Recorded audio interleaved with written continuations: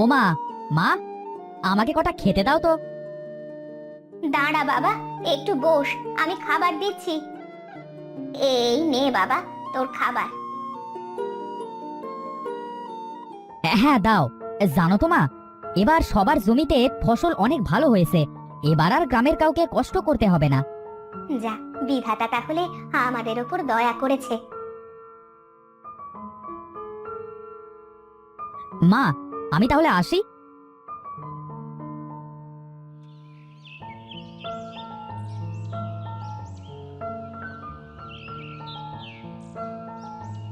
ও মহিদ্দা, মহিদ্দা, কিছু কি শুনেছো?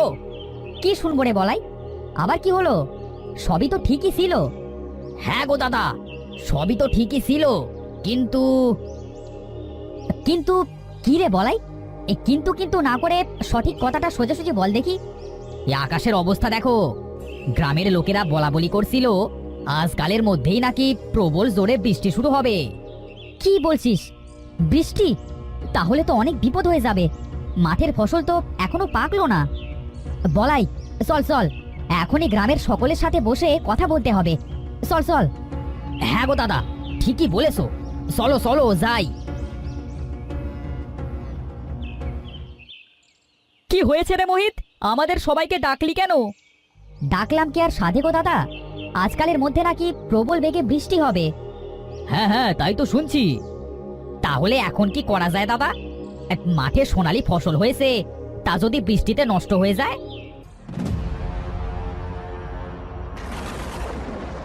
হায় হায়, এ কি হলো? আকাশ যে পুরো কালো মেঘে ভরে গেল। মনে হচ্ছে এখনই বৃষ্টি পড়া শুরু হয়ে যাবে।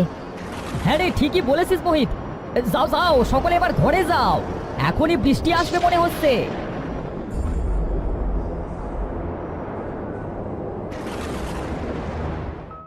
মা, এবার কি হবে আমাদের? বৃষ্টি হলে তো সব ফসল নষ্ট হয়ে যাবে।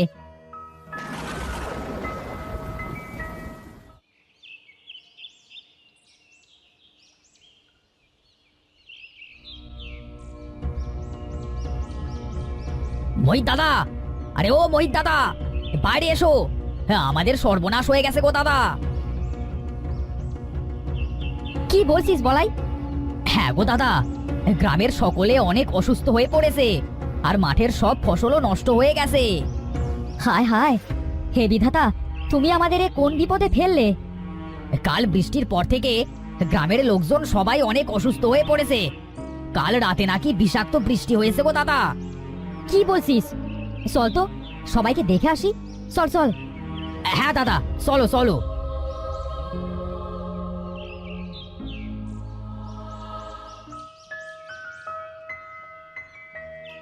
দেখো মোহিত দাদা, বাবার কি হয়েছে? বাবার সারা গায়ে কি যেন বের হয়েছে। বাবা কোনো কথাও বলছে না। তাই তো দেখছি। বলাই, এই বলাই, যা তো গ্রামের কবিরাজ মশাইকে ডেকে আনতো। হ্যাঁ গো দাদা, আমি যাচ্ছি, কবিরাজ মশাইকে ডেকে আনছি।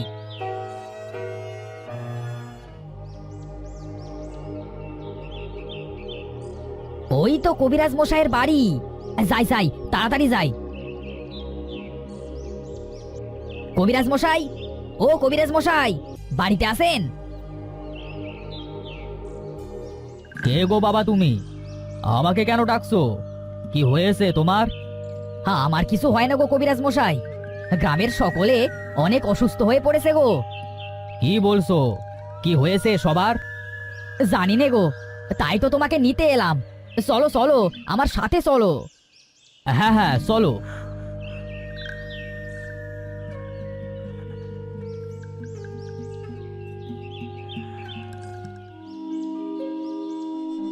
কবিরাজ মশাই, আপনি এসেছেন? দেখেন না সবাই কেমন অসুস্থ হয়ে পড়েছে। হ্যাঁ, তাই তো দেখছি। দাঁড়া বাবা, আমি দেখছি।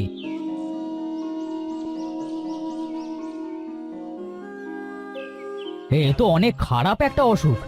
এই অসুখ সারানো আমার পক্ষে সম্ভব না। কি বলছেন কবিরাজ মশাই? এই অসুখ সারানোর কোনো কি উপায় নেই?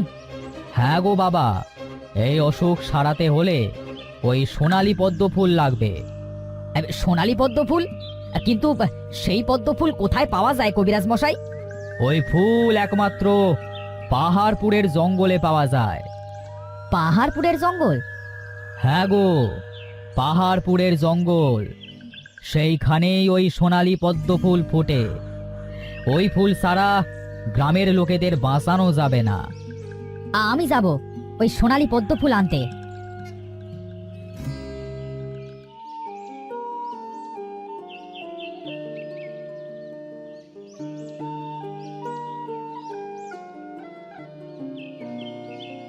না, আর পারছি না।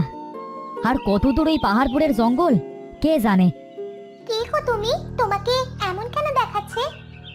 কে কে কথা বলে? সামনে এসো। এই যে আমি, এইদিকে তাকাও গো, আমি মালা গো। মালা? কিন্তু তুমি পাখি হয়ে কথা কি করে বলছো? আমি কথা বলতে পারি গো, তা তোমার কি হয়েছে? এক বিষাক্ত বৃষ্টির কারণে আমাদের গ্রামের সকলের দেহে এক মরণ ব্যাধি হয়েছে গো। তাই আমি যাচ্ছি ওই দূরে পাহাড়পুরের জঙ্গলে। সেখান থেকে আমাকে সোনালী পদ্ম ফুল আনতে হবে। পাহাড়পুরের জঙ্গলে? কিন্তু সে তো অনেক দূরে গো। তুমি কি পাহাড়পুরে যাওয়ার রাস্তা আমাকে বলে দিতে পারবে গো? হ্যাঁ, তা আমি পারবো, কিন্তু সেখানে তো অনেক বিপদ।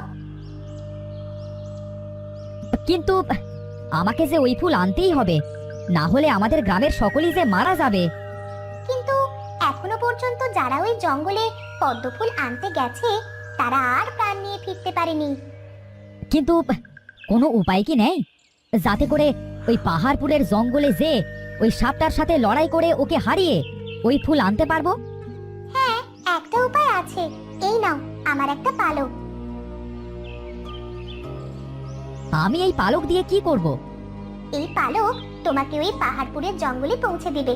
আর একটা কথা, এই পালক তোমাকে ওই সাপের সাথে লড়তে সাহায্য করবে। সাপের সাথে লড়তে সাহায্য করবে? কিন্তু কিভাবে এই ছোট্ট পালকটি আমাকে ওই সাপটার সাথে লড়তে সাহায্য করবে? তুমি কোনো চিন্তা করো না, সঠিক সময় সব জানতে পারবে।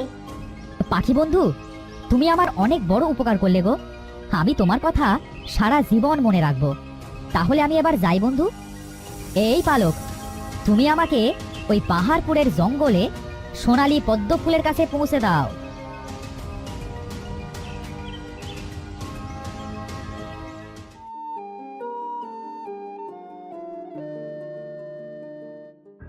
ওই তো সোনালী পদ্ম ফুল। কিন্তু এখানে তো কাউকে দেখছি না। যাই, এখনই গিয়ে ফুলটাকে নিয়ে আসি। কে তুই? তুই আমার ফুল ছিঁড়ছিস? সাহস তো কম নয়। সাহসের কি দেখছিস? আমি তো ওই ফুল নিয়ে যাবই, সাথে তোকেও শেষ করব।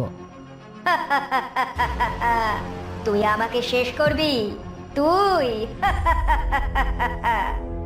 হ্যাঁ, আজই তোর শেষ দিন হবে। তোর মতো এই সামান্য একটা মানুষ কিনা আমাকে শেষ করবি? তোর আগে এখানে অনেক মানুষ এসেছিল, তারা কেউই বেঁচে ফিরে যেতে পারেনি। তুইও পারবি না। এখনই তোকে আমি খেয়ে ফেলবো। হ্যাঁ, এখন আমি কি করব? কিভাবে এই সাপটাকে পরাজিত করব? আরে, আমার তো এই পালকটার কথা মনেই নেই। দেখি তো পালকটা বের করে। এইটা কি হলো? পালকটা তো একটা তরোয়াল হয়ে গেল। এই তরোয়াল দিয়ে আমি এই সাপটাকে মারতে পারবো। যাক, সাপটা মরে গেছে। যাই যাই, ওই ফুলটাকে নিয়ে এবার গ্রামে যাই। সবাই আমার জন্য বসে আছে। যাই যাই। এই পালক, আমাকে আমার গ্রামে নিয়ে চলো।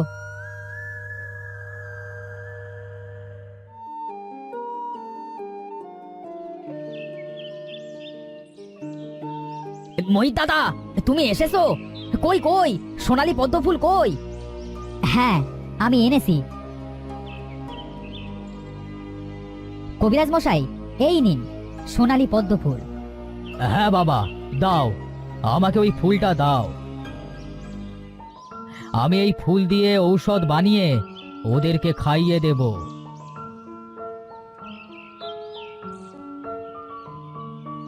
যাক, বিধাতার রহমতে গ্রামের সবাই সুস্থ হয়ে গেছে, আর আমাদের কোনো চিন্তা নেই। ভিডিওটি যদি ভালো লাগে তাহলে লাইক, কমেন্ট এবং সাবস্ক্রাইব করতে ভুলবেন না।